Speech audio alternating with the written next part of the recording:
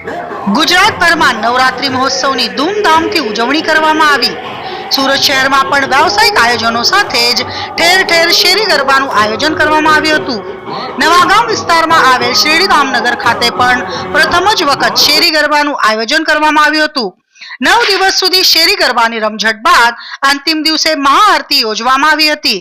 આ પ્રસંગે સ્થાનિક રહેવાસીઓએ સમૂહ આરતી કરવા સાથે જ 9 દિવસ દરમિયાન ભક્તોથી કોઈ ભૂલ થઈ હોય તો માફી માટે માતાજીના ફોટો સામે કાન પકડીને 5 વખત ઉઠક બેઠક કરી શીશ ઝુકાવી માતાજી સમક્ષ માફી માંગી હતી। ત્યારબાદ આખી રાત માતાજીનું જાગરણ કરી મા શક્તિ પ્રત્યેની અતૂટ શ્રદ્ધા વ્યક્ત કરી હતી।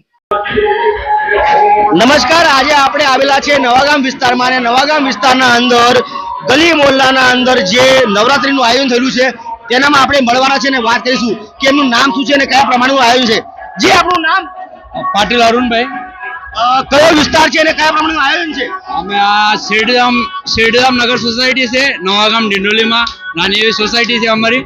એમાં રાસ ગરબા રમાડવાનું અમે આયોજન રાખ્યું છે। અત્યારે અમે અમારી શેરી એટલું આયોજન રાખ્યું છે।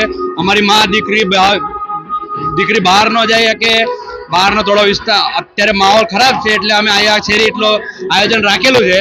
આમાં અમે અમારી માં દીકરી બધું અહીંયા રમે છે તો અમે નાનું એવું આયોજન રાખ્યું છે। રોજ અમે સવાર સાંજ દીવા આપણી પૂજા અર્ચના કરીએ છીએ મા દુર્ગાની અને ગરબા રાસ રખીએ છીએ। અહીંયા તમે જોવો જ છો અહીંયા કેવી રીતનું આયોજન ચાલે છે। આયોજનની સાથે સાથે ભંડારાનું પણ આયોજન છે, તે કયા પ્રમાણેનું છે? એ અમે બધા શેરીના જેટલા સભ્ય છે અમે મળીને બધું આ આયોજનમાં સાથ સપોર્ટ કરીએ છીએ। આમાં અમે બધા ભેગા કરીને ભંડારો રાખેલો છે, નાસ્તાનો પ્રોગ્રામ રાખીએ છીએ, કાંઈક કોલ્ડ ડ્રિંક આ દૂધ બધું રાખેલું છે। એવું બધું વિતરણ હાલે છે અમારી શેરી જેટલું આયોજન છે નાનું એવું। અન્ય શેરીવાળા અને મોહલ્લાવાળાઓને પણ શું સંદેશ આપવા માંગો છો કે કયા પ્રમાણેનું આયોજન હોવું જોઈએ? આમાં એવું છે કે ભાઈ આપણી મા દીકરી આમ તેમ રખડે, મા બાપને કઈ ટાઈમ ન હોય એની હારે રખડવામાં જવામાં, તો આપણા શેરીમાં આજે આવું આયોજન રાખીએ તો એમાં શું છે બધી રીતે સગવડ ધ્યાન રહે બધાનું। આપણી દીકરી આપણા આંગણમાં જ રમીએ, બીજે બહાર ન જાય એના માટે અમે એવો સંદેશ અમે આપવા માગીએ છીએ। મિત્રો, આપણી સાથે નવાગામના જ અન્ય એજ ગ્રુપના એક મિત્ર છે અને એમની સાથે વાત કરીશું આપણે કે ભાઈ કયા પ્રમાણેનું આયોજન છે। જી, આપનું નામ? સંદીપ પાટીલ।